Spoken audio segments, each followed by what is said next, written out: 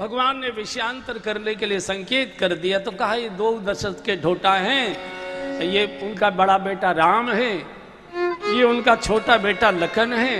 मेरे यज्ञ की रक्षा के लिए दोनों को मैं मांग कर लेकर आया था, मेरे यज्ञ की इन्होंने रक्षा की। मैंने सोचा चलो तुम्हारे धनुष यज्ञ का भी दर्शन कराता चलो, बच्चे हैं, बच्चों का थोड़ा घूमने फिरने का मन करता है, तो मैंने सोचा चलो इनको भी तुम्हारे धनुष यज्ञ।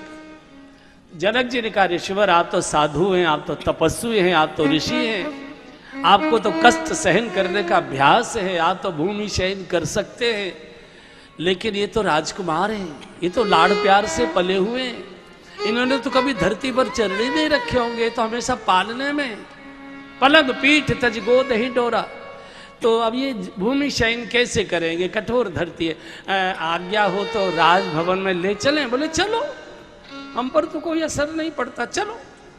और बंधुओं मेरी बात को अन्यथा न लिया जाए, यही साधुता है। जनक जी ने जो पूछा, विश्वामित्र जी ने जो बोला, इसी को साधुता कहते हैं। साधु और साधुता दोनों में जमीन आसमान का अंतर है। साधु वेश से पहचाना जाता है, वैष्णव है कि शैव है कि जैन है कि बौद्ध है कि ये है कि वो है।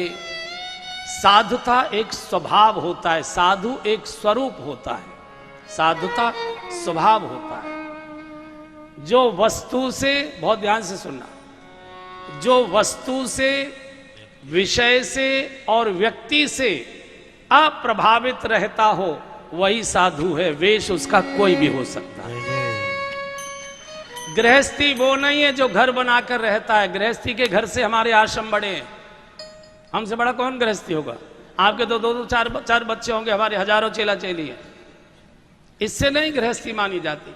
गृहस्थी कहते हैं जो वस्तुओं में स्थित है, ये मेरा, ये मेरा, ये मेरा।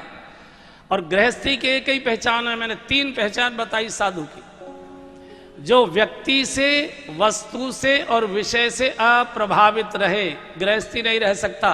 बच्चा पैदा हुआ, ढोलक बजने लगी, घर में किसी की मौत हुई, हाय हाय करने लगे, घर में कोई फायदा हो गया, कढ़ैया चढ़ने लगी, नुकसान हो गया, आंसू ढरकाने लगे। तो जो वस्तु से, विषय से और व्यक्ति से प्रसन्न अप्रसन्न हो, प्रभावित हो, वो गृहस्थी है, वो संसारी है। और जो वस्तु से, व्यक्ति से और विषय से ऊपर उठ जाए, जिसको कल की चिंता नहीं, वही साधु है। कल क्या होगा, आगे क्या है, किसने जाना, किसने जाना, हमने जाना, किसी ने नहीं जाना, हमने जाना। कल की चिंता गृहस्थी करता है, जोड़ के रखो, बैंक में डालो, भविष्य में काम आएगा, बुढ़ापे में काम आएगा, बच्चे बड़े होंगे, लिखाना पढ़ाना है, बिटिया की शादी करनी है, हरी बीमारी में काम आएगा। साधु कल की चिंता नहीं करता, साधु काल की भी चिंता नहीं करता, जो होगा सो होगा। घर छोड़कर चला था, ऐसे ही चल दिया था, ये मालूम था कि आश्रम मिलेगा। तो जो भगवान के भरोसे सब कुछ छोड़कर सब प्रकार की चिंताओं से मुक्त होकर चले, वही साधु है। आश्रम के लिए केस लड़ रहा साधु कोर्ट में जाकर खड़ा है? एक सामान्य सा कर्मचारी जज के रूप में ऊपर के आसन पर बैठा है और साधु नीचे खड़ा गिड़गिड़ा रहा है, सरकार सरकार सरकार। ये तो साधुता पर कलंक है। अरे अब तक तुम आश्रम में रह रहे थे, अब दूसरा आ गया, बाहर निकलो यहां से। घर से चले थे तो तय करके चले थे कि आश्रम मिलेगा।